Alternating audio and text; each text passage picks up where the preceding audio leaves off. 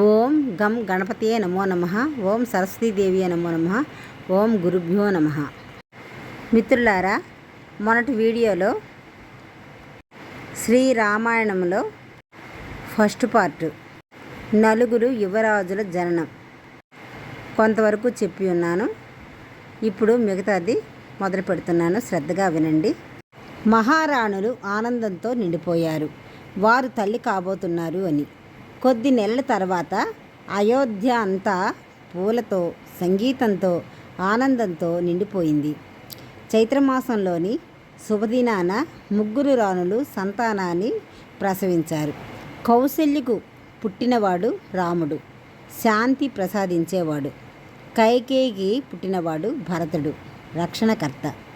సుమిత్రకు పుట్టిన ఇద్దరు జంట పిల్లలు లక్ష్మణుడు మరియు శత్రుఘ్నుడు. ధైర్యవంతులు, నీతిమంతులు. అయోధ్యలో అంతకు ముందెన్నడూ చూడని సంతోషం వెల్లివిరిసింది. ప్రజలు దీపాలు వెలిగించి పాటలు పాడి ఆనందోత్సవం జరుపుకున్నారు. 13 రోజుల తర్వాత మహర్షి వశిష్ఠుడు నామకరణ వేడుక జరిపాడు. ఆయన ప్రతి శిశువు చెవిలో వారి పేర్లు మంత్రాలా ఉచ్చరించి ఆశీర్వదించాడు. వారు సాధారణ పిల్లలు కాదని ఆయన గ్రహించాడు. వారు స్వయంగా విష్ణువు యొక్క 4 రూపాలు. సంవత్సరం గడుస్తూ నలుగురు యువరాజులు చలాకీగా, ఆనందంగా ఎదిగారు. వారు రాజమహల్ తోటల్లో ఆడుకుంటూ, జంతువులతో స్నేహం చేస్తూ, నవ్వులతో కోట నిండిపోవడం సాధారణమైంది. రాజు దశరథుడు వారిని విలువిద్య, కత్తి యుద్ధం, రాజనీతి వంటి విద్యల్లో శిక్షణ ఇచ్చాడు. వారు ధైర్యం, దయ, గౌరవం కలవారుగా ఎదిగారు.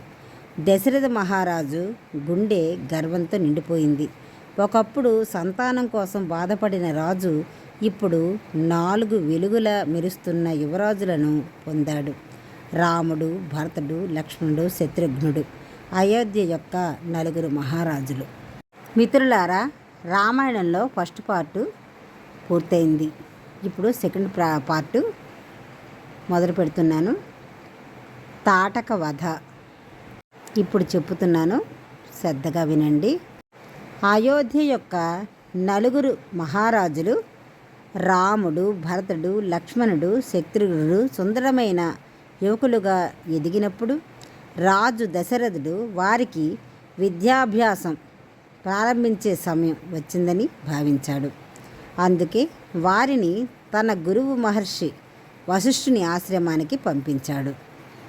అరణ్యంలోని ఆ ప్రశాంతమైన ఆశ్రమంలో యువరాజులు వేదాలు, రాజనీతి, ధర్మం వంటి శాస్త్రాలను అభ్యసించారు.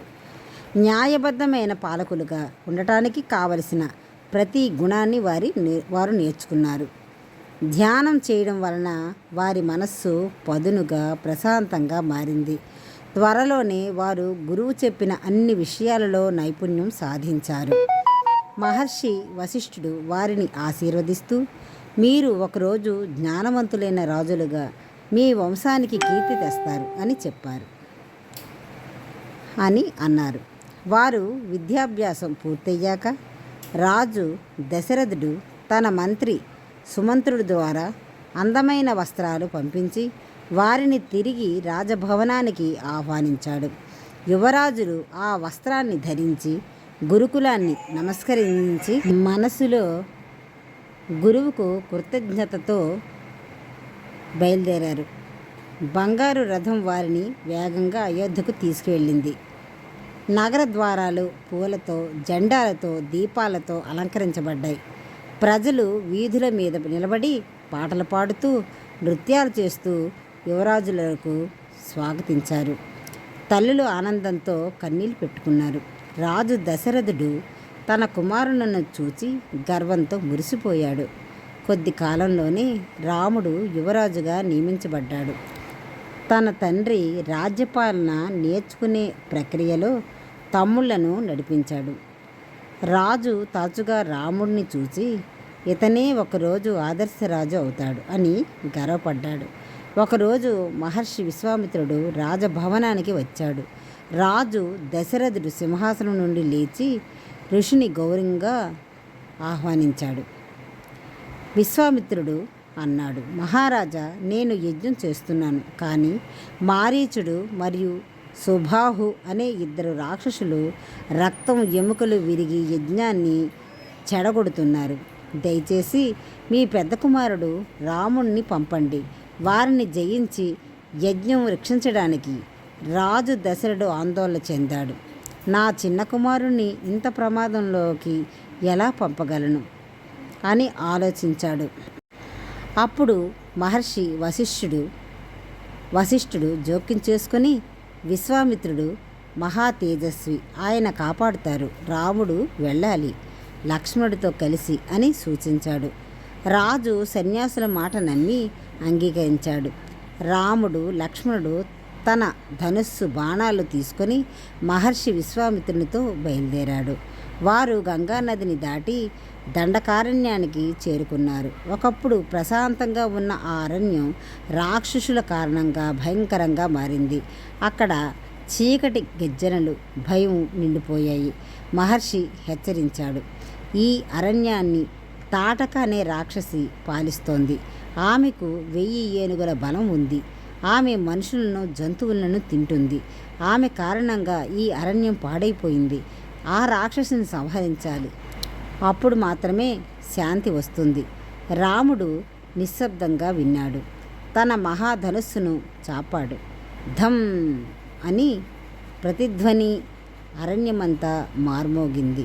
మొక్కలు కంపించాయి. జంతువులు భయపడ్డాయి. తాటక ఆ శబ్దం విని ఆగ్రహంతో బయటికి వచ్చింది. ఆమె కళ్ళలో అగ్ని దహనమై పళ్ళతో గర్జిస్తూ నేల కంపించేలా నడిచింది.